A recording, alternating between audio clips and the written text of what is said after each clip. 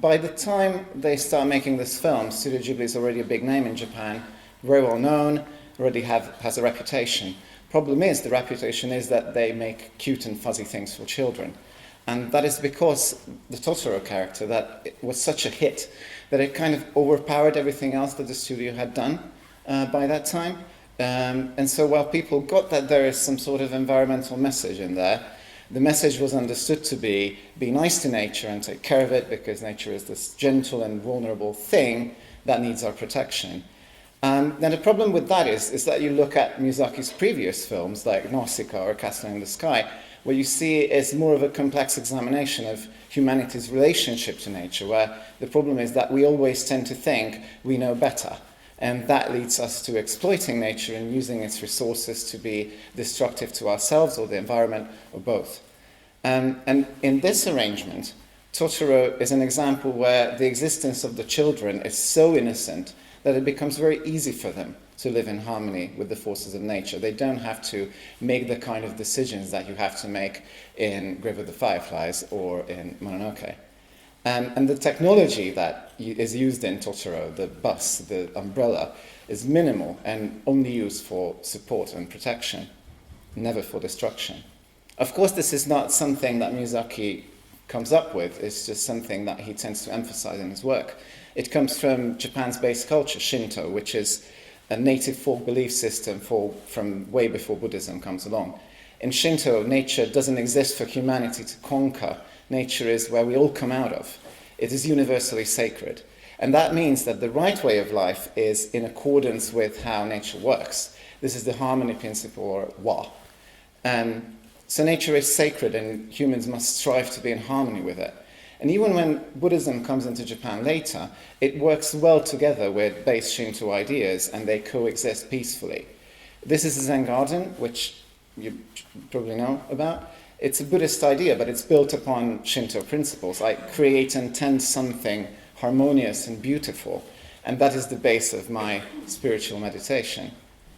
So in this system, everything that is corrupt not because it is corrupt by its own. It was corrupted in some way by humans. Technology isn't bad on its own, but we can use technology in a way that only benefits ourselves and becomes destructive for others.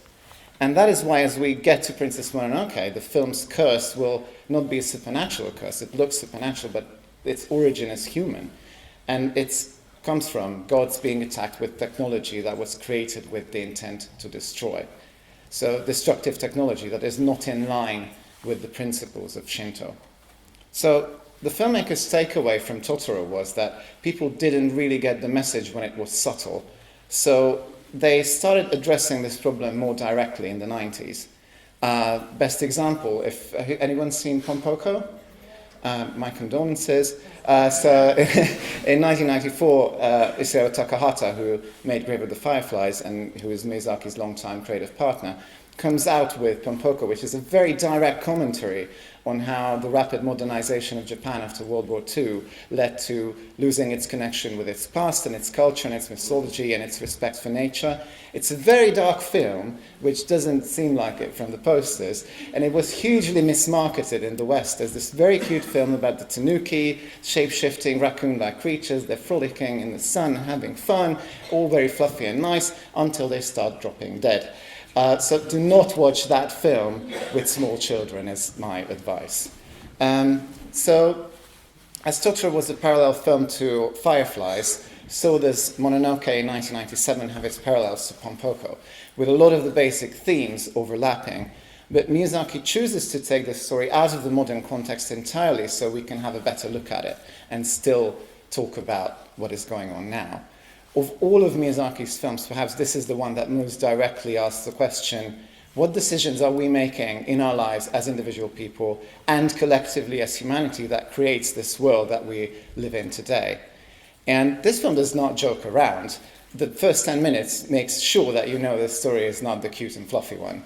There's blood, eyes are shot out, there's hatred, rotting dead body, deadly curse, all in a span of like 8 minutes. I don't think we're in Kansas anymore, Totoro, is the awful pun that I ended up choosing to go with, and I'm sorry. So in this one, we do return to ideas from Totoro, but viewed through a more mature lens.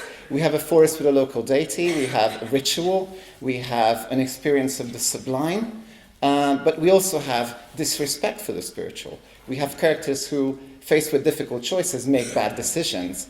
And we not only have the celebration of life on one hand, but the horror of suffering and the reality of death and the choices you make with that in mind. So, in Miyazaki's eyes, thinking of nature as something kind and gentle that is in need of our protection at all times is not the right way to look at nature at all, because it also places humanity above nature in the hierarchy, and that's not the old way, as Miyazaki says. So, in this film, as a consequence, nature is fierce, it is big, it is dangerous, it does not need your protection at all, and basically the only advantage that the humans have is the technology that they choose to use for destruction. And that is what we have a conscious choice in today. So one of the questions posed to the audience becomes, how do you participate in this system in your life? Are you going to help your own people to a better life, whatever the cost, to others?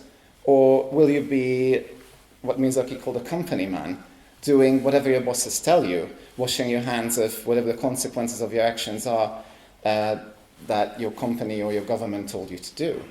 Or are you going to be like Ashitaka, who has a strong moral compass and always tries to find a balance? Ashitaka is the type of Miyazaki hero who very strongly advocates listening to what each side is saying and then trying to find a way to strike a new balance. But unlike in Nausicaa, who is the same type of hero, Miyazaki is more critical of how Ashitaka does not actually choose a side throughout the film, because he wants to save the princess, he wants to save the bush, he wants to save the forest god, he wants to save everyone. And because of this, it doesn't interfere with either of them doing anything, basically. So another question is, does the story go down in a different way if Ashitaka at any point chooses a side? So the film is disguised to take place in a historical setting, but like every really good period drama, it is the real period that it's talking about is now. And that is behind the very conscious decision to place this film in the 1400s, in the Muromachi period, where there were a lot of parallels to post-World War II Japan. Huge sweeping changes in society, huge sudden technological advancement, but also a lot of confusion about how society works, how we approach things, how we change things. Chaotic forces are at battle. In that time, it was literal battle. After World War II, it was more subtle. And you choose this period because the questions are the same. Should we adapt modern technologies? And if so, how far should we let them take over the way that we do things now? Are the changes too quick? Do we have time to think over what we're losing in the process? Do we have time to think about which parts of our progress disrupt our harmony with nature? This is a very recent thing for Japan. The Industrial Revolution here in the West takes place over hundreds and hundreds of years. In Japan, it's decades. It's a very sudden shift. So the other question is, which you can watch as the film goes along, is which character chooses which group to favor? Which groups do they allow into society in their head? Who do they push to the side? Who do they accept?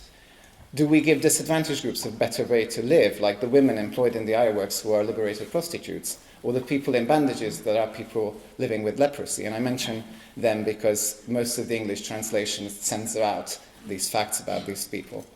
All of the characters and forces in this film make choices and act out of those choices, and that creates all of the conflict. And very much unlike what we're used to in Disney films and most Western animation aimed at a general audience, characters aren't 100% right or 100% wrong, 100% good or 100% evil. As Miyazaki was making the film, he was thinking, is this for a mature audience? Is this something for only adults to watch? And then he decided, nah, just let elementary school kids watch it. They should know what problems the adults are facing in their lives, so they're prepared for it. So everything in this film is ambivalent.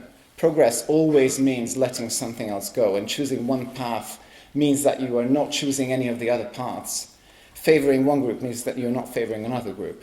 And each character comes with their own ideology that you can follow through and how it changes or whether it changes or not. Everyone embodies an inner ambivalence. And watching it all unfold are the Kodama, who are there to be a witness and an audience. And if you see them, they don't really do anything in the entire film. They have no active role in it. And Miyazaki said that he put them in because we tend to think about nature preservation as saving nature because it is useful to us. And we should shift our perspective to say that we have to preserve it also when it is not useful to us, or even because it is not useful. And this leads us to this thing, being. Why is this forest important? Who is this master of this forest that the story revolves around? Like Totoro, the forest god or the deer god or the Shishigami, Miyazaki creates out of multiple elements. The first is this lovely guy called the Daidarabotchi. They are huge giants in Japanese folklore and sort of a creation god. As they move around, they form the mountains and the lakes and the valleys. And they're also very scary, and that's why they have their tongue out at all times, for good measure. And the other source is, this is a widely reproduced deer mandala, a mixture of Shinto and Buddhist imagery from around the historical era that this film takes place in. It's a deer with a tree growing out of it and reaching the moon. You can see some direct moon symbology in the film. And in the moon you have Shinto deities who are dressed up, drawn as Buddhas. So the iconography calls you to realize the deeper connection that you have to the mystical nature of life and use that to elevate yourself above your existence as an animal to reach spiritual enlightenment. And so this forest god and how it is portrayed and how the characters treat it embodies what religious historian Mircea Eliade calls the mysterium fascinans and the mysterium tremendum. Being in a sacred place and meeting a god is equal parts awe-inspiring and terrifying at the same time. It's beyond the human experience in every way, and you long for it and you fear it at the same time, and that those feelings coexist. So Miyazaki first makes Totoro, which helps you learn basic agricultural mythology, all about the cycle of the planting of the seed and the reaping of the produce. And then he goes even back to even more ancient mythology, which is animal mythology, each animal group having a central parent animal. And on top of the system, this shamanic master of animals who is a god figure encompassing animal and human life and death, all of these extremes combined into one being.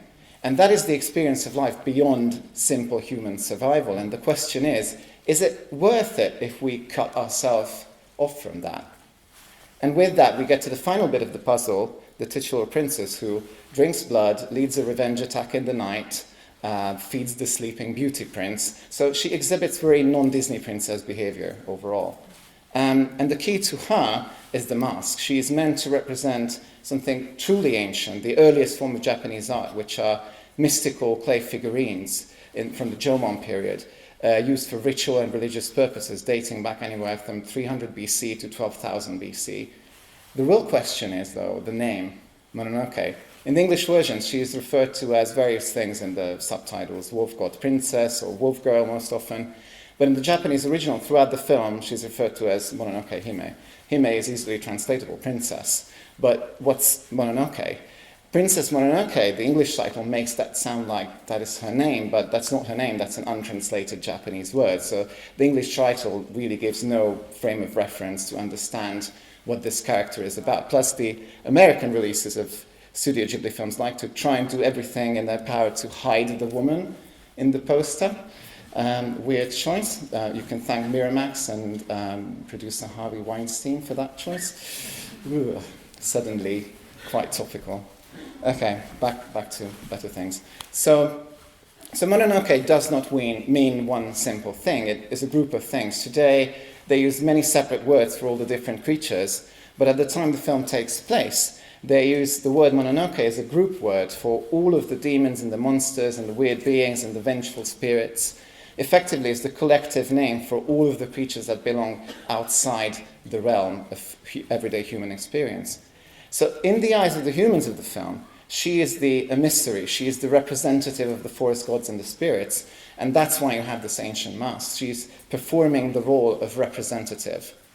In essence, the title would make more sense as Princess of the Mononoke, Or Princess of the Spirits, or even the Hungarian title, which is Princess of the Wild, makes more sense and helps better understand the relationship that San has to this story. By the way, San, her human name is 3 because she's the third wolf in the pack. I just thought to mention it.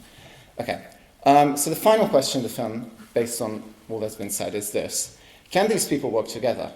The person who chose to be the representative of natural forces and the person who chose to be the representative of the best that humanity can do.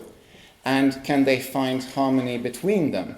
Is that enough against the worst that humanity can do? And if it isn't, how do we move forward from that? So that's it for today. These are just some of the angles that you can apply to watching this film. If you want to download the full guide I wrote for all the Studio Ghibli films, you can hop over to my site, followthemoonrabbit.com. You can also watch the other intros I'm giving in this series if you missed any. And if you have any questions about the story or the characters of the mythology, want to discuss it later, I'd love to discuss it endlessly, as you can see, then feel free to join the Q&A after the screening upstairs. Thank you. Hey, this is Adam from Follow the Moon Rabbit. If you like this talk, you'll be happy to know that there's more. Do note that not all of my stuff is video. I've got free ebooks and blog posts and a podcast is on the way. So to make sure you don't miss any of that, hop on over to followthemoonrabbit.com and join the Moon Rabbit Collective. It's completely free and you'll get my Studio Ghibli Secrets Guide as a welcome gift. So go on to followthemoonrabbit.com and sign up. See you there.